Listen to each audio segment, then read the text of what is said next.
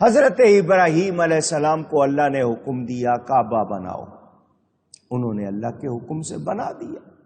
اللہ نے فرمایا وَأَذِّن فِي النَّاسِ بِالْحَجِّ، لوگوں کو حج کے لیے بلاؤ، پکارو، حکم دیا اللہ نے لوگوں کو۔ اب الناس، جتنے عربی جاننے والے ہیں ان سے پوچھیں کہ الف لام داخل ہے ناس پر، مراد ہیں آل مین کائنڈ، جتنے بھی لوگ ہیں، جتنے بھی۔ 5,500 سال پہلے کی بات بتائی جاتی ہے، اس وقت ان کے سامنے مکہ میں کتنے لوگ تھے؟ مائک نہیں تھا، اسپیکر نہیں تھا، کوئی انسٹرومنٹ، کوئی ٹیکنالوجی نہیں تھی۔ اللہ نے فرمایا تمام لوگوں کو حج کے لیے پکارو۔ یا اللہ میرے سامنے تو یہ 100-500 لوگ ہیں، ان تک بھی پوری میری آواز نہیں جائے گی، میں تمام دنیا میں موجود لوگوں کو جو ابھی نہیں ہیں ان کو بھی، جو ماؤں کے پیٹ میں ہیں، جو باپ کی پشت میں ہیں، ان کو بھی جواب ملا آواز تم لگاؤ، پہنچائیں گے ہم۔ تم آواز لگاؤ ہم پہنچائیں گے۔ فضائل حج کتاب کا نام ہے، جناب محمد زکریا صاحب کی لکھی ہوئی، جو تبلیغی جماعت کے استاد، ان کی کتابیں تبلیغی نصاب یہ لوگ پڑھتے، فضائل حج میں پڑھ لیجئے۔ حضرت ابراہیم نے پکارا، کائنات میں جتنے لوگ تھے، روحیں تھیں، باپ کی پشت میں تھے، ماں کے پیٹ میں تھے، کہیں تھے، سب نے سنا، سب نے سنا، اور جس نے لبیک کہا سن کر وہی حج کو جائے گا۔ یہ لکھا ہوا ہے اس کتاب میں۔ قرآن سے پتہ چل گیا، تمہاری کتاب کے حوالے سے بات واضح ہو گئی کہ اللہ کا بندہ اللہ کے حکم سے پکارے کیا شان ہوتی ہے۔ آج یہ مائک لگا ہوا ہے، باہر اسپیکر ہے، جہاں تک اس کی رینج رسائی ہے وہاں تک آواز جائے گی، اس سے زیادہ نہیں جائے گی۔ مگر حضرت ابراہیم نے پکارا، دنیا بھر میں آواز گئی یا نہیں گئی؟ ایک عالم سے دوسرے عالم، ماں کے پیٹ میں دوسرا عالم، باپ کی پشت تیسرا عالم، آواز گئی یا نہیں گئی؟ دنیا سے عالم ارواح میں گئی یا نہیں گئی؟ تو اللہ فرماتا ہے جب کوئی میرا پیارا بن جاتا ہے اس کی زبان میں بن جاتا ہوں، اس کے کان، پھر اس کے لیے فاصلہ کوئی چیز نہیں ہے۔ ہم کراچی سے پکاریں، غوث پاک سنتے۔ ایک تو یہ دور و نزدیک کی بات طے ہو گئی، ورنہ واقعات سنانے میں قصیدہ بردہ سنا دوں۔ حضرت امام بوصیری بستر سے پکار رہے ہیں، یا اکرم الخلق، یا بھی کہہ رہے ہیں، اکرم الخلق بھی کہہ رہے ہیں، اے اللہ کی مخلوق میں سب سے زیادہ عزت والے نبی سن رہے ہیں یا نہیں سن رہے ہیں؟ وہ لوگ جو کہتے ہیں مدینہ منورہ جا کے سلام کرو تو سنتے ہیں، کراچی سے کرو تو نہیں سنتے، ان کو جلاء الافہام پڑھ لینی چاہیے، ان کے اپنے بڑوں کی کتاب ہے۔ علامہ ابن قیم نے حدیث نقل کی ہے، لیس من عبد یصلی علی الا بلغنی صوتہ حیث کان۔ عبدن گرامر کے لحاظ سے نکرہ ہے، لیسا نفی کے تحت آیا ہے، تو اب معنی کیا ہوگا؟ کوئی ایک بندہ بھی ایسا نہیں، اب اس سے کوئی خارج نہیں ہوگا، کوئی ایک بھی ایسا نہیں، وہ کہیں ہو، وہاں سے وہ اگر مجھ پہ درود بھیجتا ہے اس کی آواز مجھ کو پہنچتی ہے۔ نہیں، اسی کتاب تبلیغی نصاب کا حصہ فضائل درود شریف، اس میں حدیث موجود ہے۔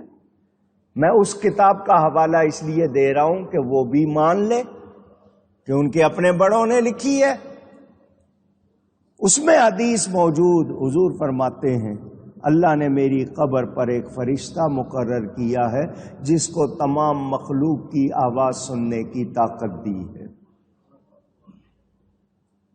تمام مخلوق کی آواز وہ فرشتہ اونچی گئی ہے. فرمایا جو کہیں جہاں کہیں سے مجھ پہ درود بھیجتا ہے وہ فرشتہ سنتا ہے، اس کا اس بندے کا نام لے کر، اس کے باپ کا نام لے کر اس کے الفاظ میں مجھے درود پہنچاتا ہے. آپ میں سے کتنے ہیں جو درود پڑھنے سے پہلے کہتے ہیں میرا نام یہ ہے، میرے والد کا نام یہ ہے، اے فرشتے میں درود پڑھنے لگا ہوں؟ آپ میں سے کتنے ہیں جو یہ اعلان کرتے ہیں؟ پوچھ رہا ہوں. کوئی بھی نہیں. وہ فرشتہ آپ کو جانتا ہے. آپ کا اصلی نام کیا ہے پہچانتا ہے. آپ کا والد کون ہے جانتا ہے. آپ منہ میں پڑھ رہے ہیں، مائک نہیں ہے، اسپیکر نہیں ہے، آپ آواز اونچی لگا کے نہیں پڑھ رہے، آپ کے منہ سے سانس کی آواز میں آپ درود پڑھ رہے ہیں، وہ فرشتہ سن رہا ہے. جب قبر پر مقرر غلام دربان کی یہ شان ہے، آقا کی کتنی شان ہو. سمجھ آ رہی ہے بات؟ مگر جنہوں نے نہیں ماننا وہ نہیں مانیں گے، کچھ بھی کر لیں آپ. حالانکہ ان کی اپنی کتابوں میں یہ ساری باتیں موجود ہیں. اللہ والے مرتے نہیں، اللہ والے اونچی کہیے. گنگوئی صاحب نے لکھا ہے اولیاء شہداء کے حکم میں ہیں. جس طرح شہداء کو مردہ کہنا، ماننا، سوچنا درست نہیں، اسی طرح اولیاء کے لیے وہ شہداء کے حکم میں ہے. اور میں نے یہ سارے حوالے نقل کیے ہیں. شہید کو نہ مردہ کہو نہ مردہ سوچو. کلمہ پڑھنے والے کی تو یہ شان ہو، اور جس کا کلمہ پڑھا جائے اس کے لیے کہیں وہ سنتا نہیں ہے، وہ زندہ نہیں ہے. تمہارا ایمان کہاں ہے؟ تو ہم پکارتے ہیں قریب سے بھی دور سے بھی، زندہ کو بھی پردہ کر جانے والے کو بھی. اللہ فرماتا ہے ان کے کان میں بن جاتا ہوں. وہ اللہ کی عطا سے سنتے. اب وہی جواب دے گا جو مانتا ہے، جو نہیں مانتا چپ رہے. اللہ والے اللہ کی عطا سے سنتے بعد از وفات بھی سنتے. ایک نہیں 50 دلیلیں. مگر جنہوں نے نہیں ماننا نہیں ماننا. جو کہتے ہیں بعد از وفات مدد نہیں کرتے تو پھر 5 نمازیں کیوں پڑھتے ہیں؟ 50 پڑھیں. 45 معاف ہوئی ہیں وفات پائے ہوئے نبی کی مدد سے. حضرت موسیٰ علیہ السلام میرے نبی پاک صلی اللہ علیہ وسلم سے تقریباً 2000 سال پہلے وفات پا چکے. چھٹے آسمان پر انہوں نے مدد کی یا نہیں کی؟ وسیلہ بنے یا نہیں بنے؟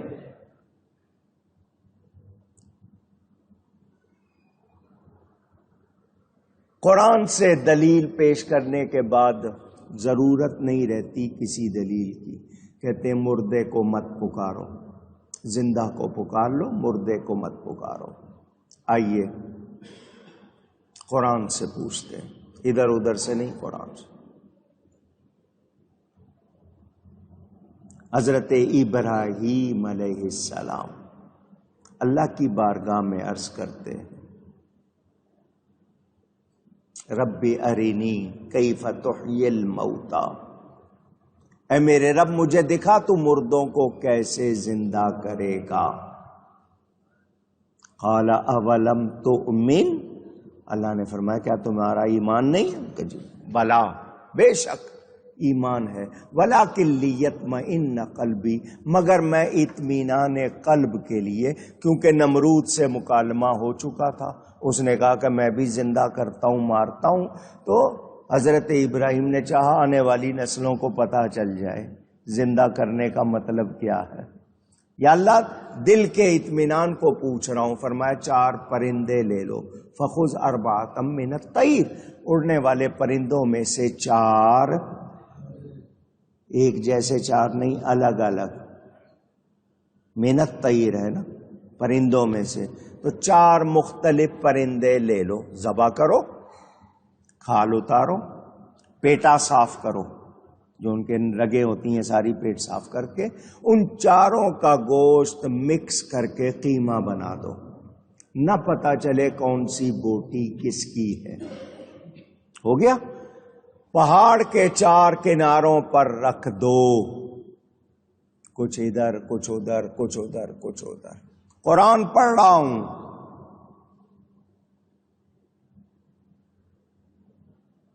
پہلے پرندے لو، اپنے آپ سے بہلا لو، مانوس کر لو، فسرہن کے الفاظ ہیں۔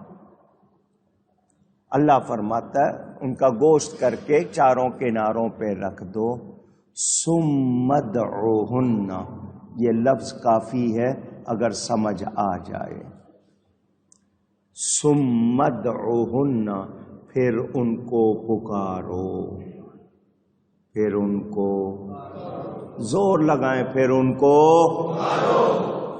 اپنے ہاتھ سے تم نے ذبح کیا ہے، کھال اتاری ہے، پیٹا صاف کیا ہے، بوٹی بوٹی کر دی ہے، وہ جن کی جان نکل گئی، ٹکڑے ٹکڑے ہو گئے، اللہ فرماتا پکارو۔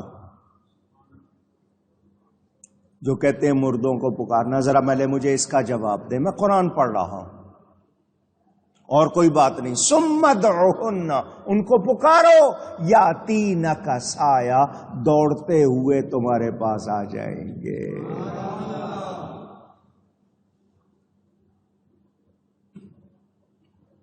آواز ہو ایسی، منہ ہو ایسا، پکارو آ جائیں گے، پکارو پکارو آ جائیں گے، زندہ ہو کر دوڑتے ہوئے آئیں گے تمہارے پاس۔ پتہ چلا اللہ والے کی پکار میں بڑی جان ہے۔ لیکن جو کہتے ہیں مردہ کو نہیں پکارنا، میں نے قرآن سے جواب دیا، بولیں آگے کیا بولنا ہے۔ ہم نے تو دیکھا ہوا ہے، یہ تو صرف باتیں کرتے ہیں۔ میرے والد صاحب قبلہ کے پیر و مرشد شیر ربانی حضرت میاں شیر محمد صاحب شرق پوری رحمت اللہ تعالی، لاہور سے 20 میل کا فاصلہ، شرق پور شریف پہلے قصبہ تھا، اب تو اچھی خاصی بستی ہے۔ حضرت صاحب نے اپنے دیوار پر، مسجد کی دیوار پر لکھا ہوا تھا، یا شیخ عبد القادر جیلانی شیئا للہ، نقشبندی ہے مگر غوث پاک کا نام لکھا ہوا تھا۔ ایک شخص آ گیا جو اسی مزاج کا، وہابی مزاج کا تھا، اس نے وہ پڑھا تو کہنے لگا یہ تو شرک ہے۔ حضرت صاحب کی بیٹھک آج کل آپ ڈرائنگ روم کہتے ہیں، عربی میں غرفۃ الجلوس، بیٹھنے کا کمرہ جو ہوتا ہے، وہاں پر آ کے جو لوگ بیٹھے تھے ان کو سامنے بیٹھ کے اسی طرح بڑبڑاتا رہا، شرک ہے، یہ اس طرح غلط ہے۔ حضرت صاحب اوپر جو اپنی بیٹھک کے اوپر جگہ تھی جہاں آپ لیٹتے تھے جا کر، وہاں سے سیڑھیاں تھیں، بیٹھک میں آتے تھے۔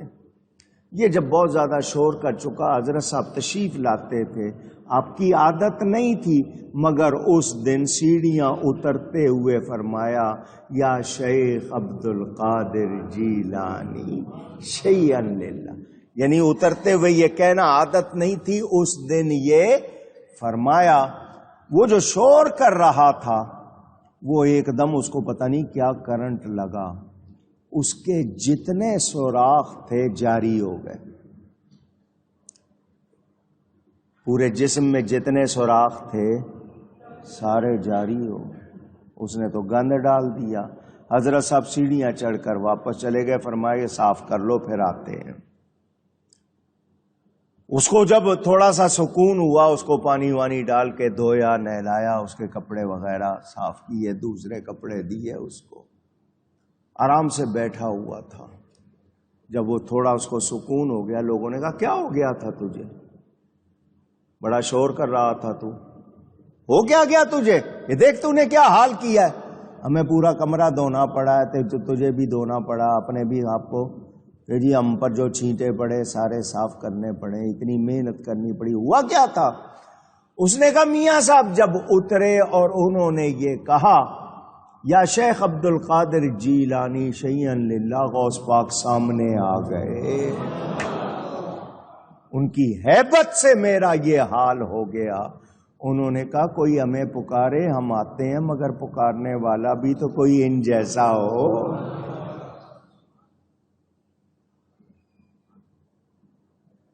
اب بتاؤ یہ چشمدید واقعہ جتنوں نے دیکھا ان کو کسی دلیل کی ضرورت ہے؟